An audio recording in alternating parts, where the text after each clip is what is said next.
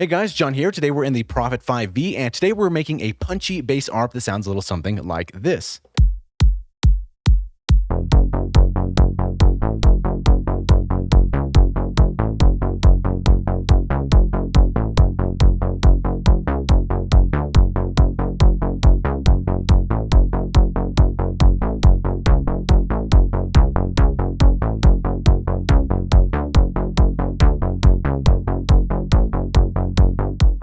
All right, so let's get started here. This one isn't too difficult to make, but there's just a small little things that we do have to keep in mind, and it just sounds pretty good in this synth here.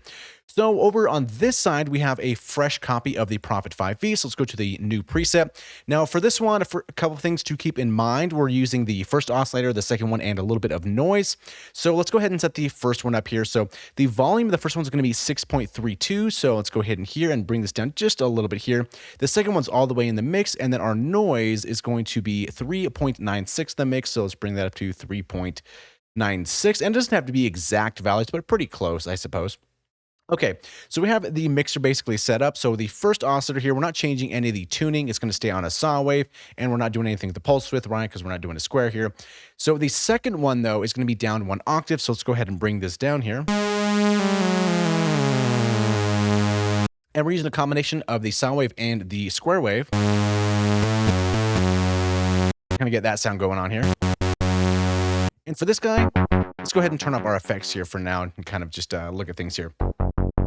So we have this kind of sound, and we have this here to kind of start off with.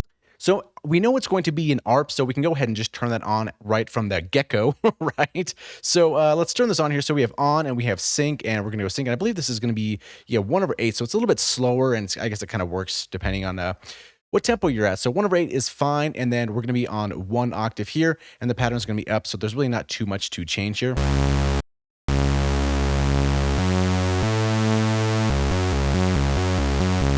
So what we need to do as well is kind of change a little bit of our envelopes to kind of get that sound right. So our cutoff for this guy here is going to be all the way down at 6.9 hertz. So let's bring this all the way down. And then the resonance is just a little bit at 2, because especially with bass kind of sounds in this type of synthesizer, the more resonance you add, the more bass you're going to lose. So it's kind of a fine line of tonality and bass depending on what you're going for. So our resonance is going to be 2 for this guy. Something like this here. And their envelope amount is going to be 6.52. So let's bring that up as well. All right, so now we're on our amplifier and our filter envelopes. What we need to do is remove the sustain on both of these here. So sustain down on this guy and sustain down on this guy. And we really don't really need any release here, so you can kind of forget about those ones. Now, the decay is going to be a little important here. So this is 964 on the filter. So 964, let's bring this down just a little bit like that. And then for the amplifier, this is going to be 481. And you can always change these kind of accordingly once we get the patch down and kind of dial things in. So 481, something like this here. So we're already kind of getting that sound right, because it's an ARP and it's just 1 octave, but we're also getting this kind of repeating pulse because it's an ARP, right? But since we brought down our sustain and we're kind of dialing in the decay, we get the pulsing kind of sound. And we do want to bring up our volume because we did lose some. So 7.68 here. So maybe something like that.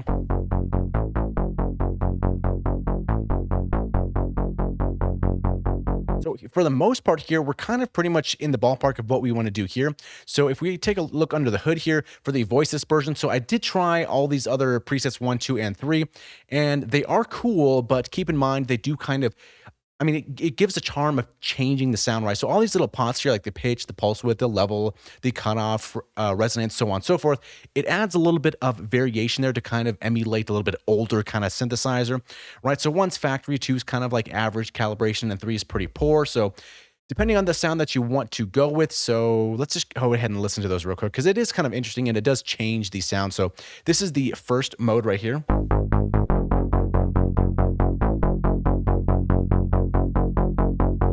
So everything's kind of acting as expected. So now let's go to drastically to 3 and take a listen to that as well.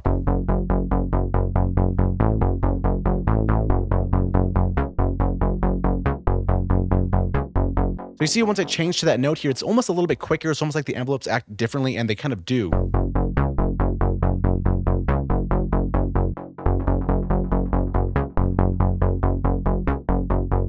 So that's kind of the differences there. I did go through a couple of these, and I feel like the sound it gives is kind of cool, but it's a little bit too much, so I kind of just left it on one.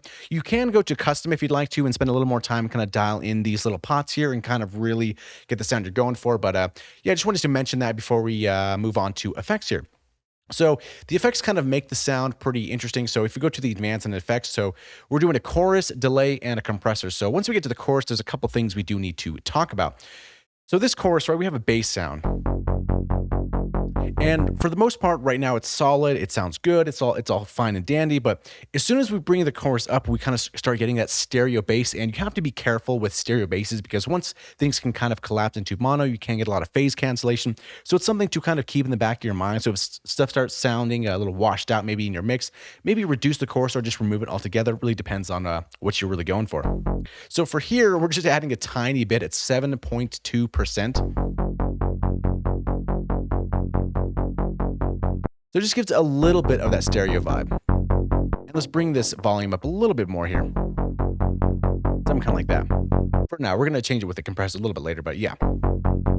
So next up, we have delay here. So let's go ahead and add the delay. I did try the tape echo, some of the pitch shifting, but it was kind of weird. So I think just regular delay is going to be fine for this here. So some different settings here. So we're going to be on ping pong, and the dry wet here is 20%. And let's see what we have here, 20%. So we didn't do any changes here, but we do need to sync this. And I believe it's 1/8. No, 1/4. So 1/4, and that's kind of fine there. And changing this fine is just a little nice here. So we did 0.205 milliseconds. So let's go ahead and kind of add a little bit of that, a little variance there.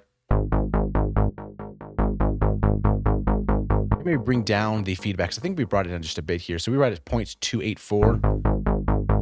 Yeah, that's fine there. And we can bring back the low pass frequencies because with the bass delays, we kind of don't really want the high pass. So we can kind of bring this up a little bit more. But the stuff on the top end is kind of cool because it doesn't really interfere too much with things that we're doing.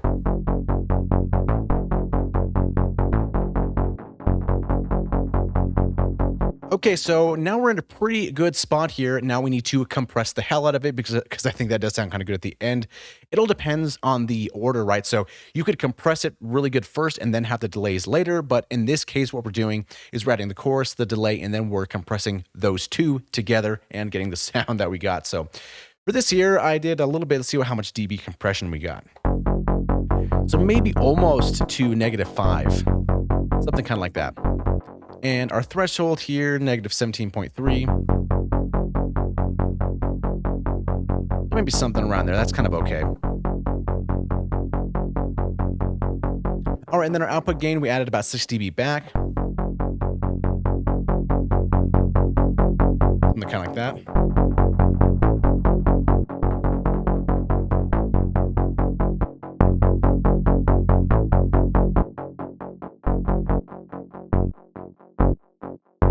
You know, I kind of want to bring down the delay just a little bit more here, maybe a little less of the feedback, something kind of like that, but that's really up to you.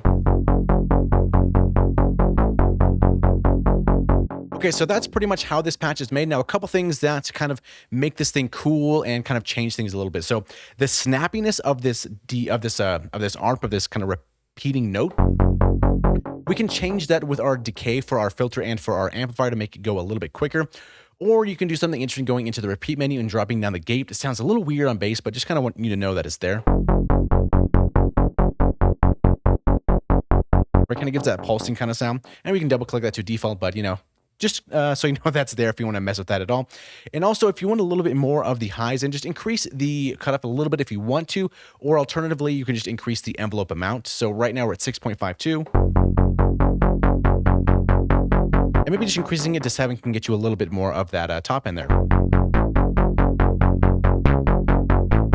And with our drums here.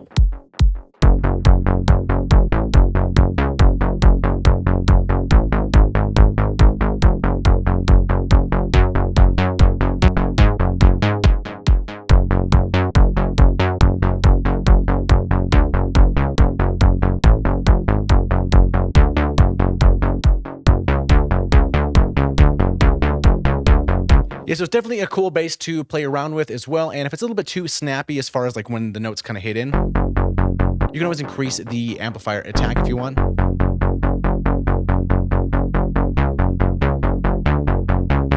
But I'm going to leave that at 1 millisecond just in case if you like that snappiness of it, because it could be pretty cool as well. So yeah, this is the ARP Punchy bass ARP. It's weird when you label like the category and then it's also ARP. Is it a bass or is it an ARP or is it both? What do you categorize that as? But anyway, I put it as an ARP. So if you'd like to get this patch for free, there's a link in the video description below and it can be yours. So thank you so much for watching. Hopefully you learned something and we'll see you in the next video.